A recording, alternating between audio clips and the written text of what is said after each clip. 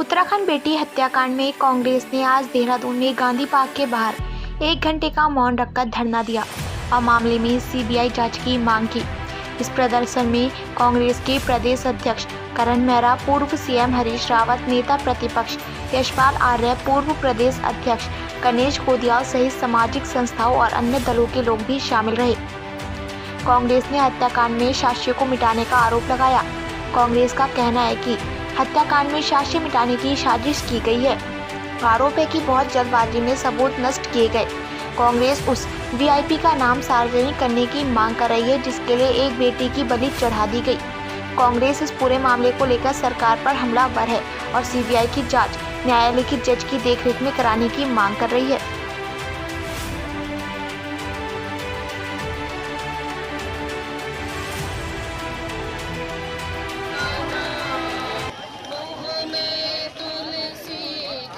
मेरा कब सुमरोगे प्रभु का नाम, रघुपति राघव राजा राम पतित पावन। जांच की मांग इसीलिए करे कि इसमें हाई प्रोफाइल व्यक्ति किसी को बचाने की कोशिश हो रही।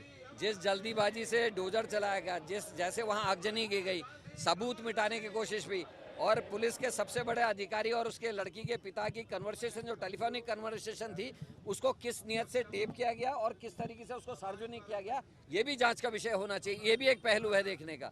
और दूसरा, अगर हाई प्रोफाइल केस नहीं होता तो जिसके नाम पर रिजॉर्ट है, जिसको जमीन किसी और उद्देश्य से दी गई, जिसने वहाँ इलीगल ढंग से रिजॉर्ट चला, वो गिरफ्तार क्यों नहीं है? वो लड़के का जो फादर है, जो खुद एक नेता है, बीजेपी का नेता है, वो कल अपने घर में ताला लगा के गायब हो गया। आखिर 5 दिन तक उसकी गिरफ्तारी क्यों नहीं हुई? उससे जांच क्यों नहीं कराई गई? उससे पूछताछ क्यों नहीं हुई? ये हमारे चिंता के विषय है। और जिस तरीके से सबूत नष्ट किए गए, रेणु बिष्ट कुछ और कहती है, जिलाधिकारी पहले कहते हैं हमको कोई आदेश नहीं है, कल कहते हैं कि नहीं हमने ही जो है तुड़वाया है, मुख्यमंत्री कहते हैं मैंने तुड़वा दिया, दूसरा कहता है नहीं तुड़वाया। आखिर हो क्या रहा?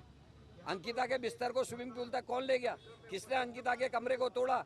किसने उस पूरे होटल में आग लगाने का काम किया ताकि सबूत जल जाए? ये सारे जांच के विषय, इन सब के खिलाफ कार्रवाई होनी चाहिए। और आरएसएस के कार्यकर्ता जिस तरीके से भद्दी टिप्पणियां सोशल मीडिया में कर रहे हैं, ये भी एक जांच का विषय है। जानबूझ के कहीं उस परिवार को बदनाम करने की कोशिश तो नहीं है ताकि पब्लिक उनके फेवर में खड़ी ना हो? ये भी हमारे लिए एक चिंता का विषय है। क्योंकि आज उनकी जो महिला आयोग की अध्यक्ष है वो कल बोली, आज बोली हैं, जब हमने कल उनके घर जाके वहाँ प्रेस करी, लड़की के घर जाके। इतने दिन तक महिला आयोग की अध्यक्ष कुछ नहीं बोलना, महिला नेत्रियों का बीजेपी के चुप रहना। आखिर बीजेपी का अगर आदमी किसी बलात्कार में पकड़ा जाए, गलत काम में पकड़ा जाए, तो क्या बीजेपी की महिला नेत्रियों का फर्ज नहीं था कि वो प्रदेश की बेटी को बचाने के लिए, उसके पक्ष में न्याय दिलाने के लिए वो भी सामने आती? लेकिन ये सारी चीज़ें ये साबित करती है कि बीजेपी के राज में बेटियां सुरक्षित नहीं हैं और अंकिता जैसी अन्य बेटियों को बचाने के लगातार हम लोगों को प्रयास करने होंगे।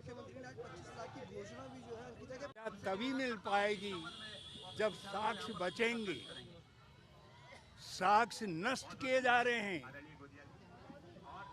समय पर कोई कदम नहीं उठाया गया है ताकि जो चहेते हैं हत्यारों के, अंकिता के हत्यारों के, उनको साक्ष्य नष्ट करने का मौका मिल जाए। गिरफ्तारी में देरी हुई, अंकिता की बॉडी को रिकवर करने में देरी हुई,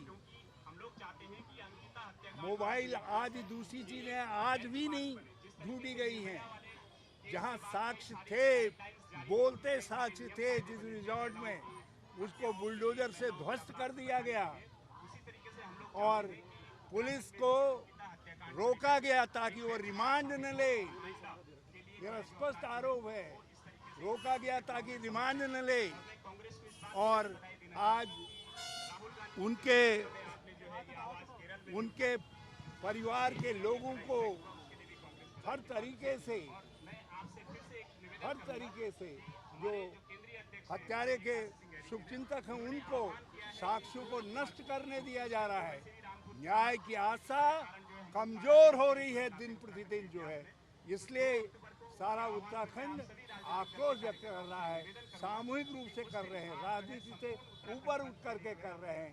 कल कांग्रेस के साथियों ने कुछ प्रोग्राम बनाया है और हम यहाँ से लेकर के उत्तराखंड बंद तक पहुँचेंगे।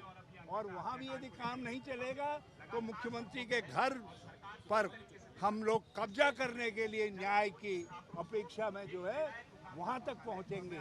और ताकि न्याय के लिए उत्तराखंड लड़ रहा है, ताकि किसी दूसरी बेटी के साथ कोई धन पशु इस तरीके की हरकत न करे, हमारी गरीबी, हमारी विपन्नता का कोई फायदा न उठाए, हमारी मजबूरी का फायदा न उठाए, उसके लिए संघर्ष।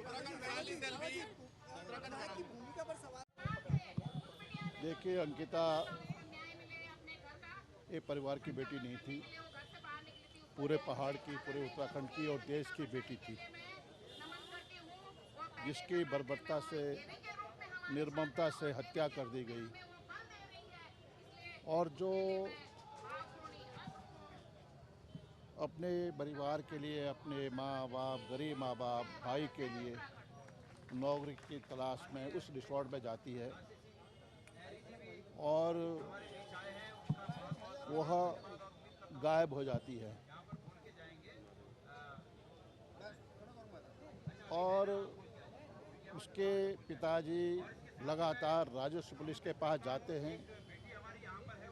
वो कहते हैं कि मेरी बेटी गुमसी हो गई है, उसके बारे में जानकारी नहीं मिल रही है, उसके खिलाफ कोई भी हमारे कहीं पर भी वो दिखाई नहीं दे रही है। एफआईआर कर दीजिए, प्राथमिकी दर्ज कर दीजिए, उसको ढूंढ दीजिए, लेकिन कोई सुनवाई नहीं होती है। और जब आक्रोश बढ़ता है, जनता सड़कों पर उतरने को बाध्य होती है, जनप्रतिनिधि आगे आते हैं, तब प्रशासन को इसकी गंभीरता का एहसास होता है या वह इस मामले को दबाना चाहते थे, तो वह एफआईआर दर्ज करते हैं, सिविल पुलिस एफआईआर दर्ज करती है और अभियुक्त गिरफ्तार होते हैं। लेकिन सबसे बड़ा सवाल है कि जुडिशरी कस्टडी में उन्हें भेज दिया जाता है और उस पर पुलिस रिमांड तक नहीं लेती है। आखिर क्या वजह थी, रिमांड क्यों नहीं लेगी, सबसे बड़ा सवाल है। क्या उसी वक्त से एक ऐसी व्यूह रचना कर दी गई थी कि उनको, अपराधियों को बचाना है? प्रशासन का मकसद, सरकार का मकसद है कि अपराधी किस तरह से बच जाएं। और उसके जहाँ जिस रिसोर्ट में काम करती थी, जिस हिस्से में रहती थी, उस हिस्से को बुलडोजर से ध्वस्त कर दिया जाता है, आग लगा दी जाती है। उसके कमरे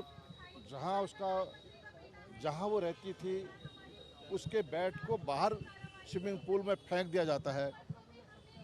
सारे सबूत, साक्ष्य खत्म करना चाहते हैं, सारे सबूत नष्ट हो जाते हैं, साक्ष्य नष्ट हो चुके हैं।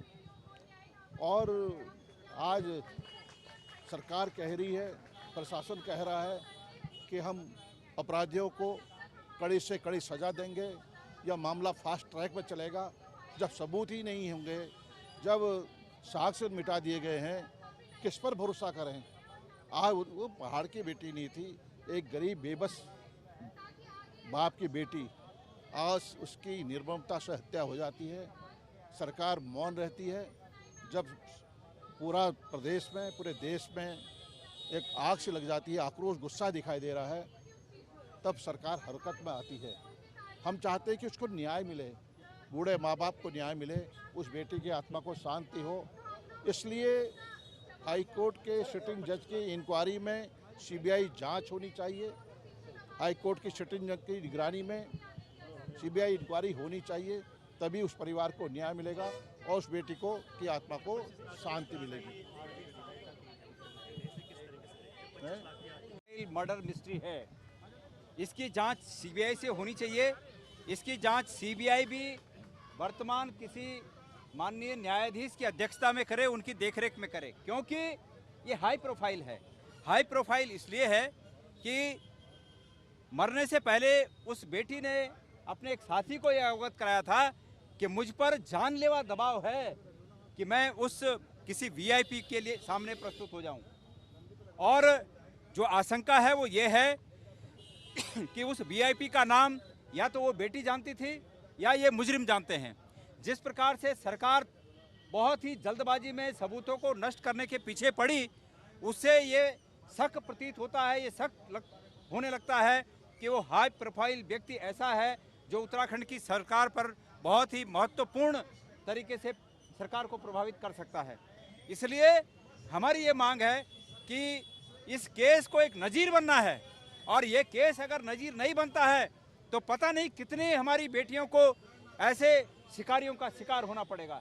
बड़े अफसोस की बात है उत्तराखंड पुलिस के लिए कि आज इतने दिन बीतने के बाद उत्तराखंड की पुलिस उस मुजरिम से उस वीआईपी का नाम नहीं उगलवा पाई है।